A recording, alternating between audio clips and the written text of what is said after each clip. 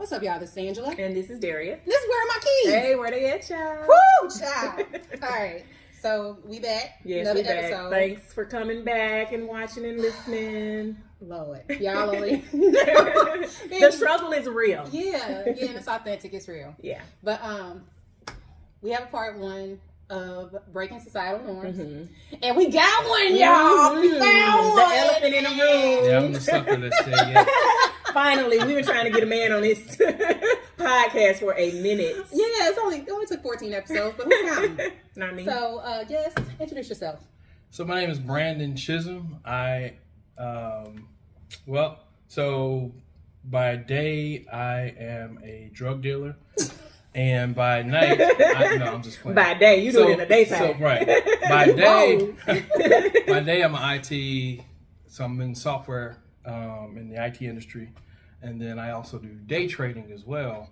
And I also have my own channel too called Ask the Right Questions, and it's primarily based on really just asking questions about life. Any questions, most time people I feel don't think deep enough about particular questions or particular topics. So there you go. Okay. I like it. I promise Brandon we'd be nice and on our best behavior. I don't know. We're always nice and on our best behavior. We'll see. I don't know. All right. So I'm going to kick off the conversation by asking you, do you feel like there are societal norms that are impressed upon men? That are impressed upon men. Yeah. Is there an agenda that society or media perpetuates on men? Or Well, right now I do. Okay. So now as a boy, you don't feel in hindsight there were any messages that were kind of subliminally fed to us, or Perhaps. I mean, I can't say that there weren't. okay. I just don't. I've never thought about, okay, well, what are these norms that are specifically pressed upon men Okay. in general? So, And let me. So an example is, was that a text or a post I sent to you yesterday? So, there was a question raised as far as as little girls, and I to be honest, I don't feel like my mom was like, you have to get married and you have to that wasn't, but for some families or maybe in the past, for our parents or our generation or our parents, in their generation, it was impressed upon them that as a woman, you had to be a wife, you had to be a mom, you had to take care of the household and cook and clean and, things like that. So you grew up, thinking that those were the things that were ideal as a woman, So then where we run into the issue is if we don't have those things by a certain time, society is looking at us like, well, what's wrong with you? You know what I mean? Yeah. And I don't know, to be honest, I don't feel like men or, we're really talking to them about being husbands or, you know what I mean? To me, I see a lot, the women are kind of coddling the men. So I'm going to do laundry for you and I'm doing this and you can't do that because that's a woman's job. Right. You know what I mean? On the table when you get home. Yeah, yeah. So some of the things that I try to teach my son is no, you can go down there and put your clothes in the wash machine. You can do that. You're old enough. You know what I mean? So from that aspect, do you feel like you were taught to, this is a man's job. I got to take out the trash and I got to, and I got to be the... yeah, I mean, so only thing I can think of from a man's perspective is men weren't taught how to process their emotions. So if anything, men were taught to be tough, you can't cry, stuff like that. So if anything, that's probably the one area that I think men can get better in, processing their emotions, understanding their feelings. But in terms of duties as a man, I grew up in a household where my father is a man's man. So, yeah, you take out the trash, you do all the duties that require physical labor. And in terms of, how you talked about, okay, the wife is supposed to have dinner ready and things like that. Yeah, my mom, that's what she did. When my dad got home from work or whatever the case was, she would have dinner ready. Yeah. And it wasn't, for her, it was never looked upon as, oh, well, you need to also do laundry or you need to also cook. He would actually cook on Saturday mornings. breakfast, kind of give her a break from different things.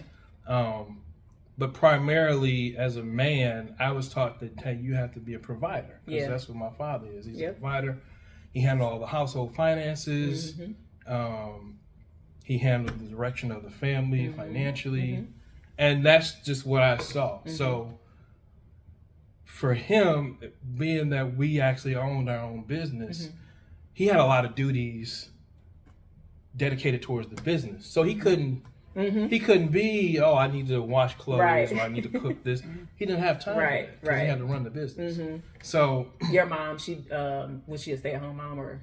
No, she actually worked. Too? Yeah, she worked in the family business too. Okay. Yeah. Okay. So that makes sense. You know, before my parents got married, she worked at the bank, Federal Reserve Bank, I think.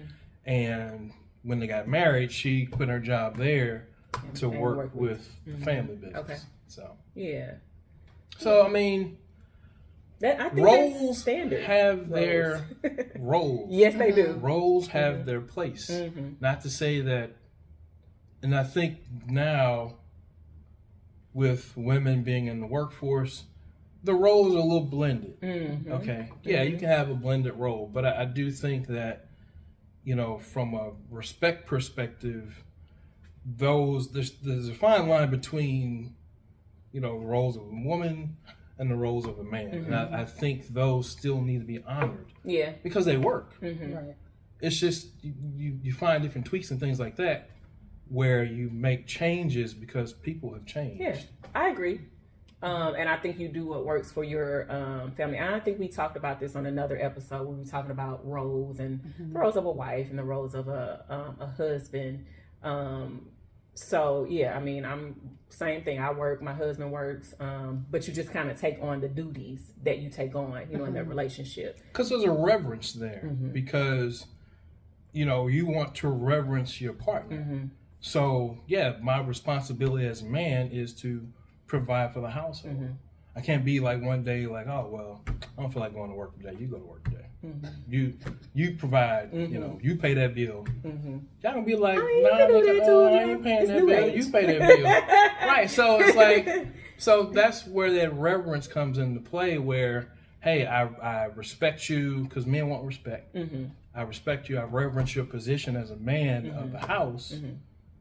So yes, when you come home, I'm going to serve you some food because I know you've been out in the world all day, slaying the dragons. If you got a man who's about his shit, excuse my French. So, you know, that's my mindset when I think about that. I think that falls in line with what the comment that you had regarding men's goal isn't necessarily to be married, though they want to, but to be self-sufficient and to provide. And women, like, I was thinking about this before. Do you remember playing MASH? Do you remember playing that? What's MASH? I remember that. So MASH, I feel like it was mainly us women. So MASH was, you put like 4 boys who you wanted to be your husband, what kind of car you wanted. You know, it was some categories, and then you would like catch girl, get a girl. No, like you writing this out on episode. paper. What's the episode for? Men won't sex, women won't carry on. Catch girl, get a girl. Hey. No, that's what it sounded like when you started off. So this, I'm saying, like, this is the mentality that women have, and to me, kind of going back to that societal norm of like. We're constantly about marriage or thinking about marriage where men, like you said, on the other hand, are thinking about something else because at some point it was instilled in us that you need to get married and have kids and have a, et cetera. And that's the reason for that. Because like you just mentioned, to have kids. Like, if you... Okay, and I get what you're saying because you do. But what I'm saying is, we're thinking about marriage, to me, in my opinion, and usually the man in whatever the relationship is, that's not their focus. It's not. Their focus is purpose. Because if I have a purpose in life, purpose, duty, responsibility, those are the 3 things that I think about as a man. Okay. What's my purpose? What's my duty as a man? What's my responsibility? If I have a family, my responsibility is to my family. to provide and protect my family. Mm-hmm. What about men who are not married? So this is men who are not married should be on their purpose, and if they want a legacy, they should be preparing themselves for a family. Do you feel that that's a societal norm or something that's embraced by the media? Do I feel that that's a societal norm? Probably. Okay. I don't know how it is now though, but things are kind of weird right now in society when it comes to relationships between men and women, specifically black men and black women. So. Okay. So when it comes to so there is definitely a thinking cap. It's my thinking button. Okay, so when being interrogated. No, listen. I'm not. No. It's I joke a lot. So no, and we do too.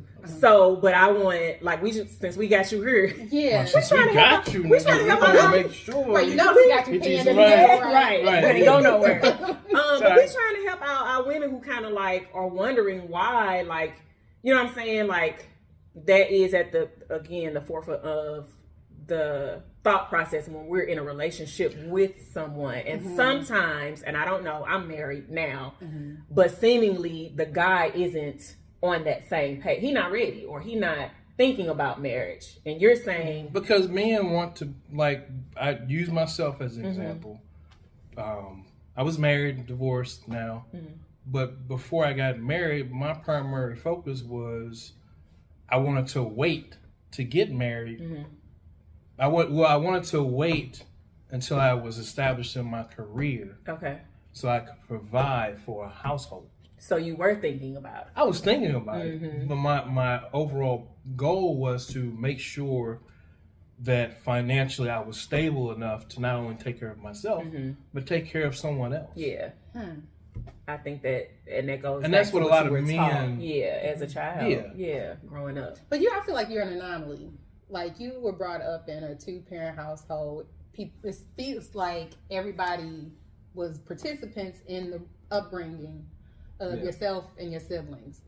So there was no absenteeism. There was ample. There was enough. And that's where the problems come into play when you talk about the majority of men and women not seeing those examples. So it wasn't necessarily a dialogue that was spoken into you to be a provider. No, I saw it. Hey, look, hey, get your butt up. My father taught me responsibility. Hey, get your butt up. You go to work. You do these things, and we would have. But my father would have these long, drawn out dialogues. I mean, hours. But thinking back on it now, all that stuff, has sunk into me subconsciously to where I just play it out naturally now. And then even now, to sort of refine what I was taught by him from the emotional aspect of it. Because a man's man back, when I was growing up, they weren't really tuned in to the household emotion. Right. It was more like, hey, I got to provide, I got to do this, I got to do that. They would do the best that they could. Right. But that's, to take that next step of evolution, in a household, being a man as a provider, provider and protector, you have to provide and protect in all areas, emotionally, physically, mentally, spiritually. And those are the areas that I work on myself, as a man to improve on. Do you feel like with those qualities, there's been a trade-off between some days you are more emotionally intelligent versus? Oh yeah. Okay. Yeah, there are definitely days where I'm more emotionally intelligent, versus days where I just don't get it right. It's like, all right, well, hey, whatever. I'm in my man mode right now. My caveman mode. I just do what I do. So, but that trade off. I think that trade off. It's not bad, because lately I've been researching masculine and feminine energies. Okay. So from a masculine energy perspective, I think that's okay because, you know, you need to cultivate your masculinity as a man. And you don't need to always be in an emotional state because that's for a man, that's your feminine. A masculine is purpose, duty, drive, okay, calculated. Okay. You know, thinking, okay, well, I got to do this, I got to do this, I got to plan this out. That's very insightful. I think that explains a lot. So when women get impatient about, I guess, being booed up, for lack of better words, that we need to focus more on our emotional intelligence and focusing in on our purpose. And I think we say that, or we said that before, because women just by nature are more emotional characters. You know I think what the biggest thing is women be in tune to your man. Like, learn him. Learn his pros and cons about who he is. Learn about when he's in a mood. Okay, he's in a mood right now. How can I help him relax, or, you know, whatever the case is. But I think that's, for me, I think, you know, that's probably one of the biggest things that I would probably say just across the board. Is he learning us too? He should be. Okay. I was just trying to make sure there was some reciprocity. Oh my God. Is he doing it too? Yes. Ladies, because y'all was wondering it too, right? No, I mean, what's wrong with you, woman? Get together. No, I'm just playing. I was just trying to make sure, like, okay. No, for sure. Yeah, we should learn each other. Yeah. Yeah, but we were talking about at that particular time. I just was asking. Okay. For clarity purpose. Yeah, because they was wondering too. I know, I always want clarity.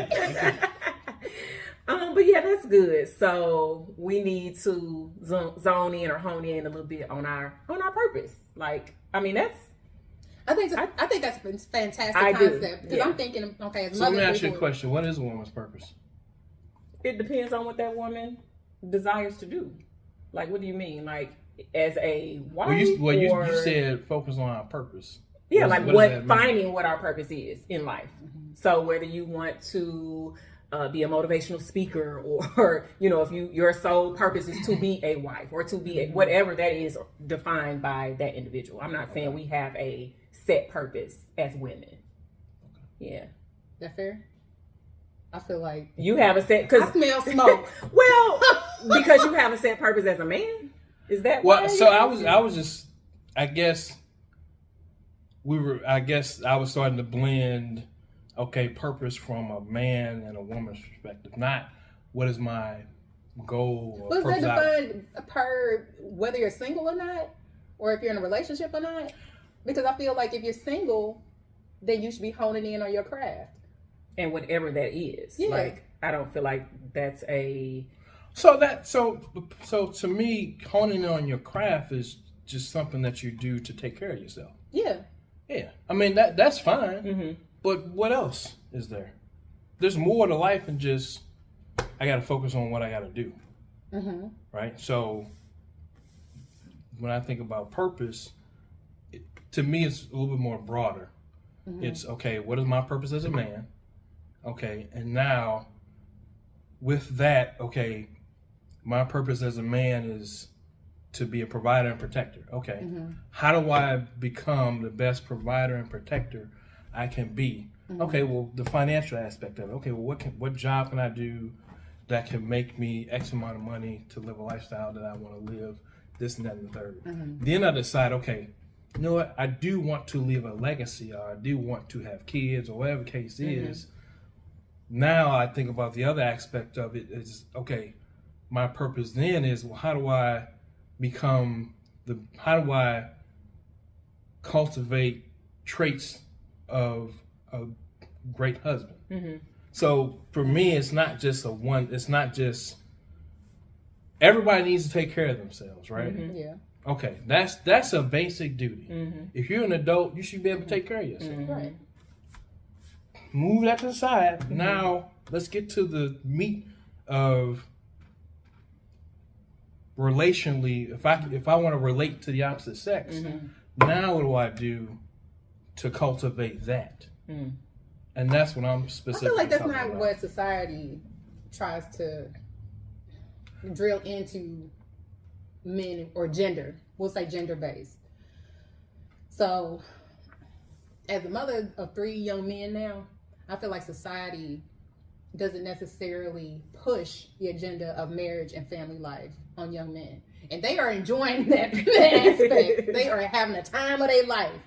Now, they do interact with women, but it's not, they're not pressured to have kids. They're not pressured to be married. Do you talk to them about that? They're not pressured to have kids because men can have kids until their 40s and 50s and 60s and 70s. Right. Yeah. So there is no pressure. But for women, There's no time, right? Because there's a time limit. Mm-hmm. You only have a certain amount of There's eggs, a time certain limit, amount of time, and then also just kind of going back to the societal norms. Women are thinking about how do I look because I'm not married, because I don't. That's kind of what we talked about in the first episode. I don't have any kids.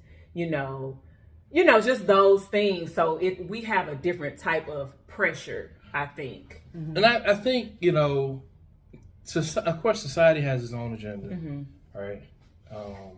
Society is based off of the people that are in it, and more so the people that control it. Mm-hmm. So, when I think about, what did you say? You just said something about, what did you say about, you said something about how society, how we're like where we're supposed to be in life at a certain age, or other games. And I feel that is because of a couple things: nature, and biology. Mm-hmm. Because it's in a woman's nature to be social, right? Mm-hmm. Biologically, you only have a certain amount of time if you want to reproduce, right? And by nature, you want to reproduce. Women want to have kids. Yeah. It's in our nature. It's in your nature. Now, whether they decide to have kids, that's a different story. But when God created us, He created us with these innate traits that we just gravitate towards, just like an animal. An animal is pre-programmed to do X, Y, and Z. Humans are the only species on the planet that can change that, that can cognitively decide, no, I don't want to have kids. An animal, they just do it. And they just do it. They don't know why they do it. They just do it. Right. So I think that's where a lot of things get mixed up in, deciding on, what's best for me, that's the hard part. How is society pushing? And I think I don't really look at what society is doing, me personally. Yeah, you don't, but some people do. Some people do, and I problem. think they shouldn't, because how do we not? I'm asking for. How do you not? Yeah, because it's constantly in our face. You know what I mean? And how do we choose ourselves versus what society is? If that's because that's what you do, how did you come to that conclusion? And then again, you are a man. You know what I'm saying? So it's different. So he got options. Basically. Because he ain't on no time constraint. Listen, women are like this. It's that's a good question. And we don't have to answer to. Yeah. I'd have to think about that before I formulate a response. But that, I think, to me, that's what brings the clashing between men and women, because I think we're getting some good insight from a man and what they're thinking about, whereas we're on a totally different level. So then when you ain't agreeing with what I'm agreeing with, we bumping heads, and then it's a problem, and we haven't really found a solution. So. Yeah. So I think when the two people bump heads, it's the two visions are aligned. Correct. You have a vision for a family or how life is supposed to look. I have a vision about how life is supposed to look. And can we compromise? Is there compromise? There can be a compromise. There can be a compromise. The two have to be willing to compromise. The two have to be willing to compromise. Because somebody's going to lose. And more importantly, I think, I think for women, it's about more of who do you trust to be a leader of your household? Like, do you trust the vision that this man has laid out before you on what life will look like 20 years down the road? That's interesting. And if you don't, then you And need if to you rethink don't, some things. You need to rethink some Because things. you can't force. No, you can't, because a man is you can't change a man, right? And you can't change a woman. Can't change a woman. We Nobody talking about men right now. We talking about everybody. You can't change a man. I'm gonna bring my man. So you can't change either party. Right. But from a man's perspective, he's looking at, okay, this is my vision. This is the direction that I've chosen to go. Okay, does your vision align with where I'm going? Because if you want your man to be the head of your household, then your vision also has to line up with his. And if it doesn't, you can just go pick a different man. Now, okay, so I have a question to the man. So, okay, that's great. So you're saying, like, yes, do you trust the vision of your man? But do you trust your partner or your wife to, like, do you value the opinion? So, like, if your vision is looking a little like, this is what I have that may help us, grow together. What about this? Like, are you listening? Yeah. Okay. Yeah, you're supposed to. Okay, I'll just make Because two become one, part of me loving myself is loving you also. And, and that's biblical. And with that, I can't love myself if I don't love you enough to hear out what you have to say. And then I process it, think, okay, you know what? That may be a good idea with this part. Yeah. Okay, well, let's go this direction this time. All right. Yeah. But there will be a time where he considers your input and he's like, and he does not. Yeah, absolutely. No, we're going this way. Absolutely. Okay. And I'm there to ride you on. Yeah, while we supporting your vision. That's our vision. You know what I mean? Because I'm taking on what you see as that's going to improve and better and grow our family. Right. So I'm behind you. Because as a man, I'm thinking about, as a man, this is how I want my life to look. So if I, convey this is how I want my life to look to you, and you like how that looks, then you should trust him. Because I'm not going to do anything detrimental to myself. Right. And now I know I definitely can't do anything detrimental to myself because I got other people depending upon me. So I think what it boils down to is the woman has to trust. And there may be some lack of trust as to why relationships don't. Big issue. Yeah. Specifically, now that women have the ability to make their own money, now they have options, right? Because money gives you options. So now it's a thing of, well, anytime something doesn't look right, well, I don't trust you. So I got my own money. I'm going to do my own thing. Well, it's not that simple. If you want companionship down the road, which women are naturally wired to want companionship. Yes. Okay. So if you naturally want companionship, then, maybe sit down and have a conversation with him about why you don't trust him. And more specifically, a lot of times it's deeper than just trusting him. It's, okay, men and women, because men have trust issues as well. The women and men that were in your life as a child let you down in some capacity. Correct. So now you've built up this mistrust for men, and you subconsciously gravitate towards people that display those traits that are going to let you down. So now you have to rewire your brain to now look for people who will not let you down. And essentially you have to change some of the things that you're attracted to. Yeah. Because your attraction has been tainted from childhood. Okay, hold on, y'all. We're going to give a pause here real quick. We'll be right back. All right, y'all, we back. So before we stopped, we were talking about women choosing people who exhibit behaviors that they saw growing up. Yeah. Basically. So having a lack of trust, and now that's where we are with the man that we desire companionship with. So in essence, that's the norm. That's the individual's norm, is what they see growing up. Mm-hmm. Okay. Yeah. Yeah. So I think this is actually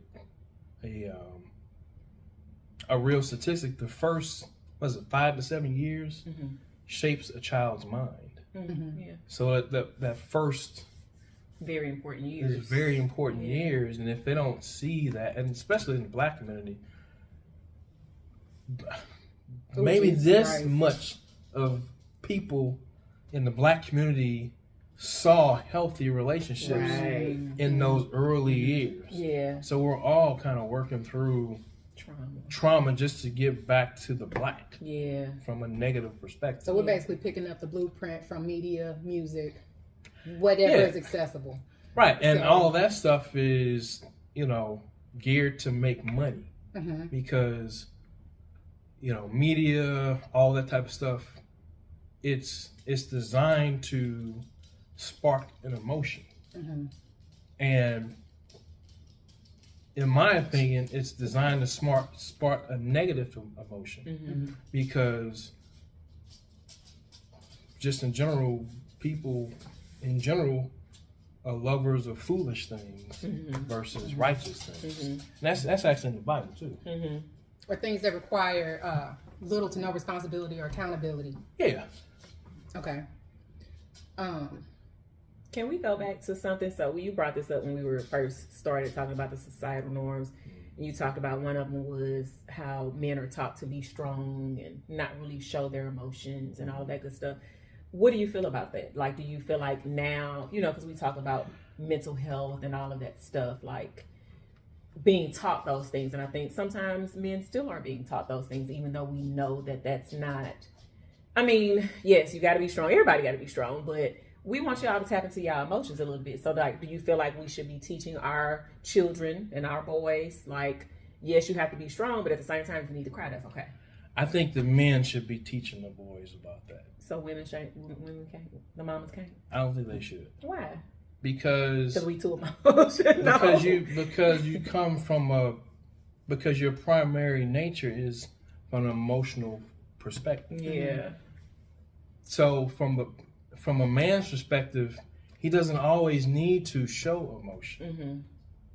But from a woman's perspective, she always is going to show emotion because it's just in her nature. Mm-hmm. Men have the capacity to do that, but I don't think that should be the man's.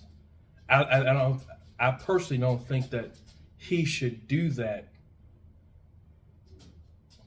too much, because he still has to be the rock for the family.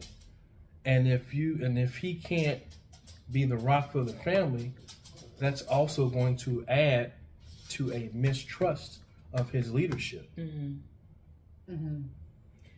Does that make sense? Yeah. What do you think about that? So I was going to ask a question. I'm sorry, we're going to have to pause because she messed us up. All right. Wait, we'll be back. We back. Okay, y'all. Trials and testimonies. Yes. So we're going to wrap this up in a little bit, but we wanted to come back and answer the question. So before we went to break, you were talking about the emotions and men not always showing their emotions. I think you were saying because you have to be the rock.